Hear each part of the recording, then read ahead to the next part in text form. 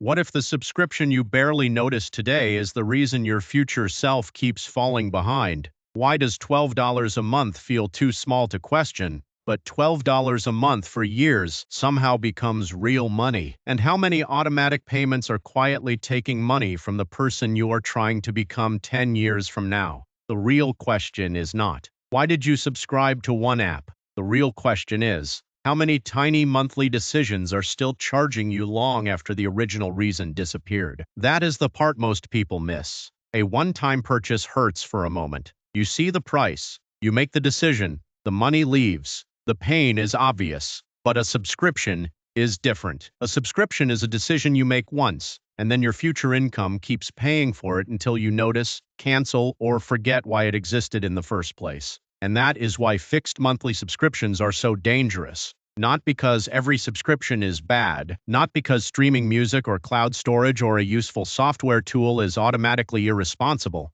The danger is that subscriptions are designed to become invisible. They do not feel like spending anymore. They become background noise. They become part of the month. And once a payment becomes part of the month, you stop treating it like a choice. So in this video, we are going to break down the hidden cost of frictionless spending, the opportunity cost trapped behind small monthly charges, and the plain money rule that helps you decide which subscriptions deserve to stay. The first problem is frictionless spending. Modern payments have removed almost every moment where your brain used to feel the cost. You do not always pull out cash. You do not always swipe a card. Sometimes you tap a phone approve with your face, click one button, or let an app renew in the background while you are doing something else. By 2026, a lot of everyday spending has become almost silent. Saved cards, biometric checkout, auto renewals, app upgrades, delivery passes, software plans, streaming bundles, cloud storage, AI tools, and memberships all make the same promise: do not think too hard. We will handle the payment. That promise is convenient, but convenience has a cost. The more friction disappears, the more the spending decision disappears with it. Think about the difference between paying $180 in cash today and paying $15 a month automatically. The total yearly cost can be the same, but it does not feel the same. One feels like a real decision. The other feels like a tiny background charge. That difference matters because people do not only spend with math, we spend with attention, emotion, habit, fatigue, and memory. If a payment is small enough, automatic enough, and familiar enough, it can bypass the part of your brain that says, wait, do I still want this? This is the drip effect. One drop does not scare you. One small subscription does not change your life. One app, one service, one plan, one membership, one upgrade. Nothing looks dramatic, but the drops keep coming every month without asking again, without making you feel the decision again, without forcing the subscription to prove that it still belongs in your life. And that is where the money starts leaking. The forgotten subscription is not forgotten by your bank account. The streaming service you barely open, the app from one productive weekend, the delivery pass from a chaotic month, the cloud plan, the AI tool, the gaming pass, the newsletter, and the free trial that became paid all know how to renew. Each one looks too small to be the problem. And that is exactly why the stack becomes dangerous. The second problem is that a subscription is not a normal purchase. A normal purchase ends. You buy something, the transaction finishes, and the decision is over. A subscription keeps going. It is not only a product. It is a recurring claim on future income. That means the question is not only, can I afford this today? The better question is, do I want this payment to follow me into next month, next year, and maybe the next 5 years? Because that is what a subscription does.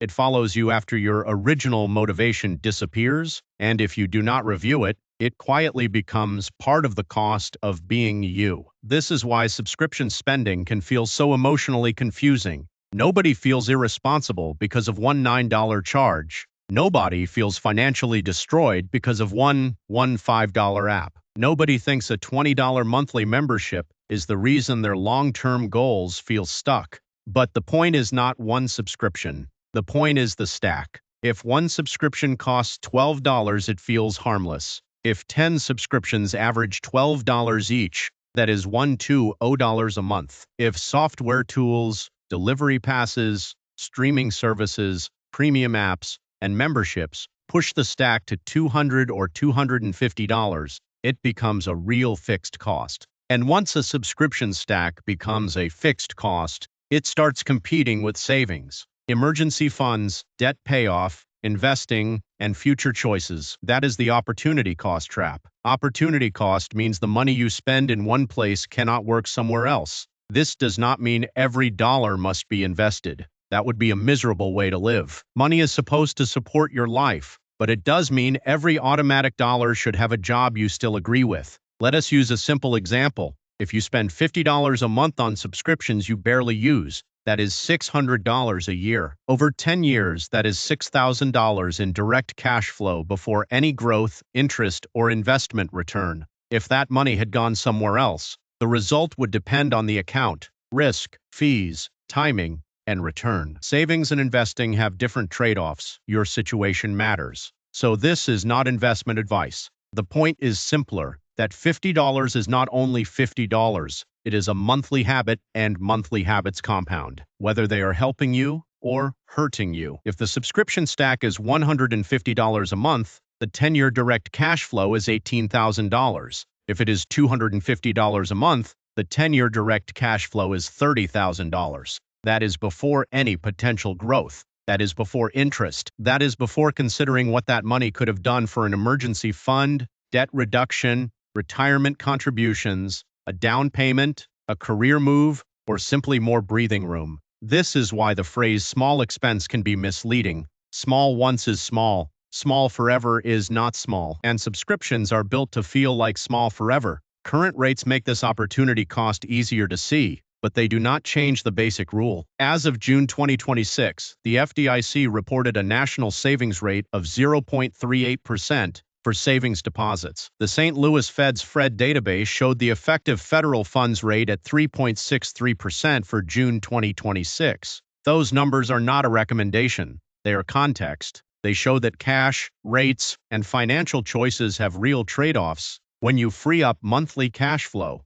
you create options. You might build cash savings, pay down expensive debt, invest according to your own plan and risk tolerance, or simply stop turning every surprise expense into a credit card balance. The subscription itself is not the enemy. The enemy is automatic cash flow with no current purpose. That is the difference. Some subscriptions absolutely earn their place. If a tool saves you hours every week, supports your work, replaces a more expensive cost, improves your health, or genuinely brings joy you use often, it may be worth keeping. But some subscriptions are ghosts. They are old intentions, abandoned goals, guilt payments, identity payments, and little monthly reminders of the person you thought you would become when you signed up. Maybe it was a fitness app, a learning platform, a productivity tool, or 3 entertainment services because each one had one show you wanted to watch. None of that is stupid. It is human. The problem is that the payment kept going after the intention faded.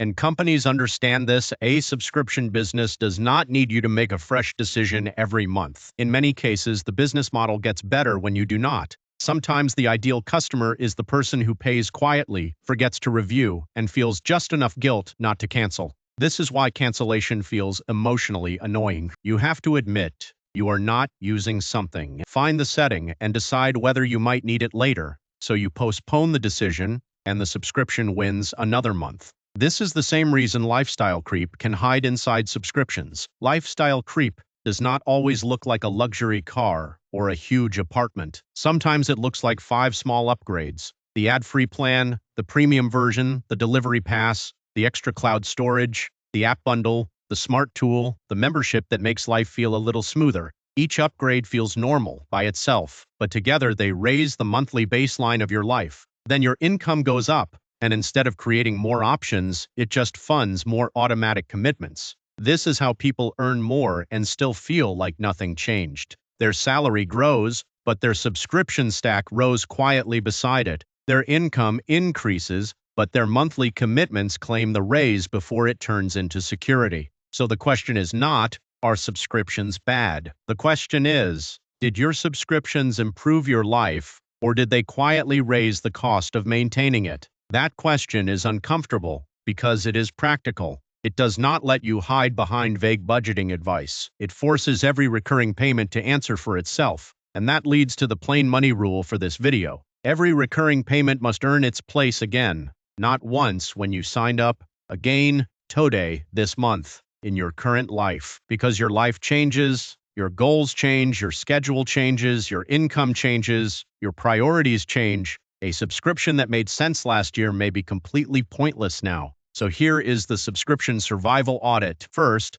list every recurring payment. Do not guess. Open your bank and credit card statements. Search for monthly and annual charges, streaming, apps, software, cloud storage, delivery, memberships, AI tools, premium accounts, and free trials. If it repeats, it goes on the list. Second, ask the buy again question. Would I sign up for this again today at the same price? Not, did I like it once? Not, did I plan to use it more? Not, would canceling make me feel guilty? Would I sign up for this again today? If the answer is yes, keep it. If the answer is no, cancel it. If the answer is maybe, pause it if possible. If you forgot it existed, cancel it first and see if your life gets worse. Third, convert monthly prices into annual reality. $12 a month is $1944 a year. $15 is $180. $30 is $360. A $200 subscription stack is $2,400 a year. Annual math makes the decision more honest because it restores some of the pain that monthly billing removed. Fourth, separate tools from ghosts. A tool is something you actually use and value. A ghost is something you pay for because of an old plan, a forgotten trial, a week maybe, or a version of yourself you are not currently living. Keep the tools. Cut the ghosts. Fifth, redirect the cash flow before it disappears again. If you cancel $60 a month of unused subscriptions and let the money float in checking, it may simply become food delivery, random shopping, or another subscription. The money needs a destination. You might send it to an emergency fund, debt payoff, an annual bill, or an investing plan that fits your own risk and goals. The point is not which destination is perfect for everyone. The point is that canceled cash flow needs a job. Otherwise, the system will absorb it. And finally, set a review date. Once every month, review recurring payments. Every quarter, do a deeper subscription audit. Look at annual subscriptions before they renew. This is not about becoming obsessive. It is about refusing to let automatic payments live forever without review. Because if a company can ask your bank account for money every month, you are allowed to ask the subscription one question: do you still belong here? It will not make you rich overnight. It will not solve housing costs, healthcare costs, inflation, low wages, or every financial pressure ordinary people face, but it can stop part of your paycheck from leaking into services you no longer choose. Because long-term wealth is not built only by dramatic decisions. It is also built by protecting small streams of money before they become permanent leaks. A subscription is easy to start because the cost feels small, but your future does not experience it as small. Your future experiences the pattern, the cash flow that was not saved, not used to reduce debt, not used to build options, and not used to create breathing room. So do not ask only, can I afford this subscription? Ask, do I want this subscription to keep voting against my future goals? And if the answer is no, the rule is simple. Cancel the ghost, keep the tool, protect the cash flow, and make every recurring payment earn its place again. This video is for financial education only. It is not investment, tax, legal, or personal financial advice. Your financial decisions should fit your own income, risks, goals, and circumstances. If this helped you see your subscription stack more clearly, subscribe to Plain Money Rules. We talk about money without hype, shame, stock picks, or miracle promises. And in the comments, tell me this: what is one subscription you would not sign up for again today?